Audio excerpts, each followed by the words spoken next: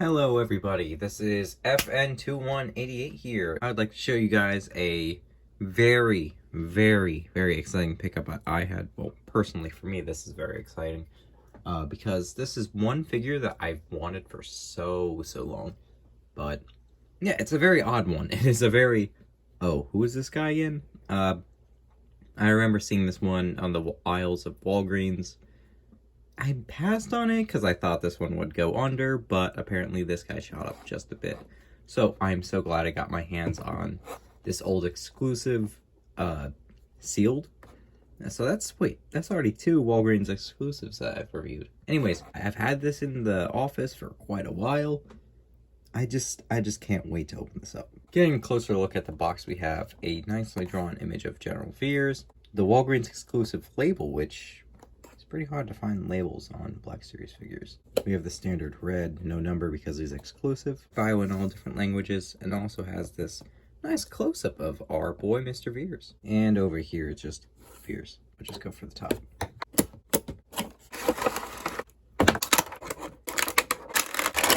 Alright, so all out of box, this is our standard figure. This is him without any of his accessories or any add-ons on, including the hat.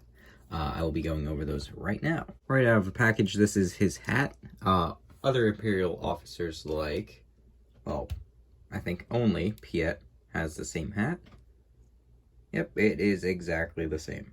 Also similar to Piet, this is just the standard Imperial officer blaster. Both are just all black and the same exact sculpt. Now, the two more interesting accessories which people actually buy this figure for would certainly be his helmet. This is a really good sculpt. Honestly, I like it. It feels like it's two parts, but it is actually all one part. So unfortunately, these goggles do not come down, even though I would definitely not pose him with the goggles down. And lastly, my favorite accessory is the chest armor, which matches his insignia. Yep, perfect. It looks great. Honestly, I love the coloring of it, and it just looks like a big solid piece of metal. Now looking at the figure itself, he does have the same exact type of sculpt as Piet. I believe might be actually a tad taller. As you can tell, the legs, waist, they look exactly the same and are the same height going down. The only difference seems to be up here. This, actually, now looking at it, that does appear to be a completely different sculpt. Since this character is general, those are going to be different colors, blah blah blah, you guys already know that. So it would make sense that this might be a new sculpt. Either way, who cares? Let's look at the face. Yep, that looks pretty much like him, from what we can see of him. The hair is one solid color, which is not much of a problem to me. There's not really any shading. It's not like anybody's going to display him without a hat on. So it just seems like a very efficient budget cut. Alright, so let's get into articulation. While this camera does not focus, you can see he doesn't go that much down, or that much up either. He has pretty good tilt, and you can swivel his head all the way around. His arm, because it comes out at an angle, does jut out a bit, but you can swivel it all the way around. Elbows go up to 90, horizontal on the trigger finger. You can swivel these all the way around. At the waist, he doesn't really look that much down, and he doesn't really arc back that well. Leg kicks all the way up. Back, side, kicks back about that much. Ankle arcs back, forward, rocker. Now let's test some of the accessories on him. Right out of package, he has the hat on, so it's going to stay on pretty well. To get his chest armor on, you just gotta, I guess, wrap that around. And also bring this over the head. Looks pretty snug. So you just gotta somehow get this over.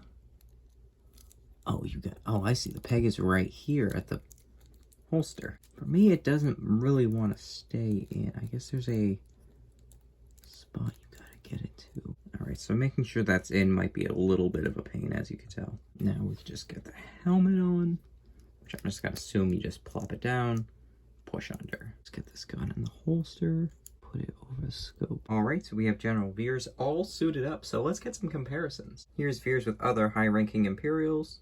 But here's VEERS next to the AT-AT driver. I cannot complain. I actually don't think I could ask for any better. This just looks so freaking good. Overall, I probably expected more than I should have from this figure. But I don't regret that because this figure delivered in almost every category. Of course, articulation is always going to be an issue with a $20 action figure.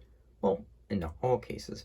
But even then, this guy gets as much articulation as they could have probably even squeezed out of this guy. Then again, you have to consider the character. This guy is an older Imperial general, and he's probably just going to be sitting back, watching over his youngster pilots or walker pilots or whatever they are, AT-AT drivers, as they're doing their work.